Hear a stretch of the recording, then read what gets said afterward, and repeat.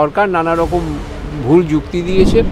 তা আজকে সেই শুনানি অবশেষে শেষ হয়েছে এবং সুপ্রিম কোর্ট রায় দিয়েছেন, যে বলেছেন যে ৩ সপ্তাহের মধ্যে এই লিখিত সাবমিশন সরকারকে ২ সপ্তাহের মধ্যে, এবং তারপরে পিটিশনারদের তার বাদে ১ সপ্তাহ বাদে তাদের বক্তব্য জানিয়ে তারপরে তারা ফাইনাল ডিসিশন জানাবে। আমরা মনে করি যে সুপ্রিম কোর্টের রায় আমাদের পক্ষে যাবে, কিন্তু এই সরকার হচ্ছে, আমি আগেও বিভিন্ন জায়গায় বলেছি যে একে চোরও বলা যাবে না।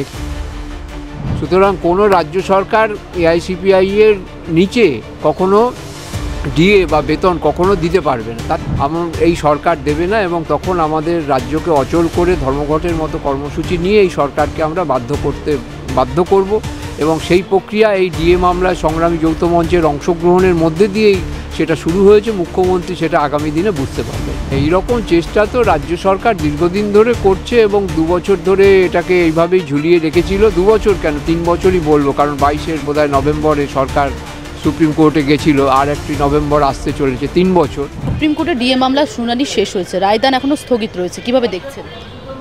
সুপ্রিম কোর্টে যে মামলা শুরু হয়েছিল, সরকার যখন গেল 2022 সালে, তার আগে সরকার 6 বার হাইকোর্ট এবং স্যাটে হেরেছে। হাইকোর্টে যে আমরা জিতেছিলাম, সেখানে মূল যেটা বক্তব্য ছিল যে এআইসিপিআই অনুযায়ী 2009-এর রোপা তৈরি হয়েছে, পে স্কেল তৈরি হয়েছে, এবং 536 পয়েন্ট ছিল তখন এআইসিপিআই এ প্রাইস ইন্ডেক্স, এবং রোপা 2009-এ পরিষ্কারই লেখা ছিল যে টাইম টু টাইম এই যে এআইসিপিআই অনুযায়ী ডিএ সরকার দেবে, এবং রোপা 2009-এও পে স্ট্রাকচার তৈরি হয়েছিল এআইসিপিআই অনুযায়ী ডিএকে অন্তর্ভুক্ত করে। আর দ্বিতীয় পয়েন্ট যেটা ছিল যে দিল্লি বঙ্গভবন এবং চেন্নাইতে কর্মরত যেসব এই রাজ্যে সরকারি কর্মচারী, তারা এআইসিপিআই অনুযায়ী ডিএ পায়।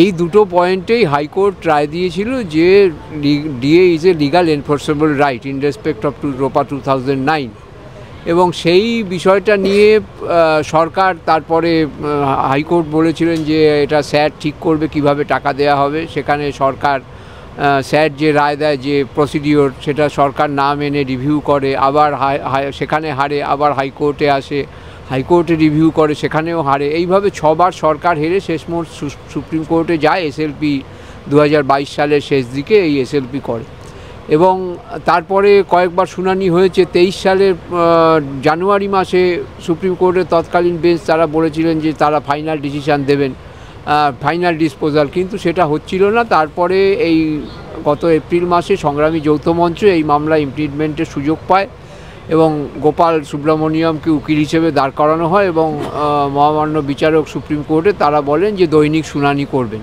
এবং তখন একটা গতি পায়। এবং সেই শুনানি চলতে চলতে এই একই বক্তব্য বারবারই আমরা বলেছি যে কেন এটা লিগাল এনফোর্সেবল রাইট। সেটা হচ্ছে যে 536 পয়েন্টে এআইসিপিআই অনুযায়ী প্রাইস ইন্ডেক্সে আমাদের বেতন স্থির হয়েছিল, এবং তার পাশাপাশি হচ্ছে দিল্লি বঙ্গভবন এবং চেন্নাইতে কর্মরতরা এআইসিপিআই অনুযায়ী ডিএ পাচ্ছে।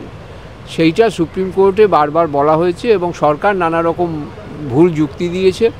তা আজকে সেই শুনানি অবশেষে শেষ হয়েছে, এবং সুপ্রিম কোর্ট রায় দিয়েছেন, যে বলেছেন যে 3 সপ্তাহের মধ্যে এই লিখিত সাবমিশন সরকারকে 2 সপ্তাহের মধ্যে, এবং তারপরে পিটিশনারদের তার বাদে 1 সপ্তাহ বাদে তাদের বক্তব্য জানিয়ে তারপরে তারা ফাইনাল ডিসিশন জানাবেন। তো আমরা আশাবাদী যে আমাদের যে বক্তব্য রাখা হয়েছে, এবং কর্মচারীরাও আশাবাদী যে সরকার কোনোভাবেই এই যুক্তিতে পরাস্ত হবে না, কারণ কোনো ভারতবর্ষের সমস্ত সরকার তারা হচ্ছে কেন্দ্রীয় সরকারের টাকাতেই হচ্ছে রাজ্য সরকারি কর্মচারীদের মাইনে দেয়, এবং বোর্ড কর্পোরেশন পঞ্চায়েত তাদের গ্র্যান্টিং এড মারফত যে বেতন সেটা দেয়।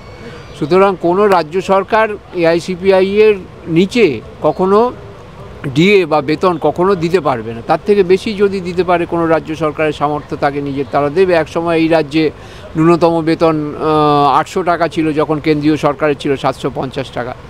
তো সুতরাং সুপ্রিম কোর্টও আজকে সেই ধরনের কথাই তারা বলেছেন, এবং আমরা আশাবাদী যে এটা কর্মচারীদের পক্ষেই যাবে।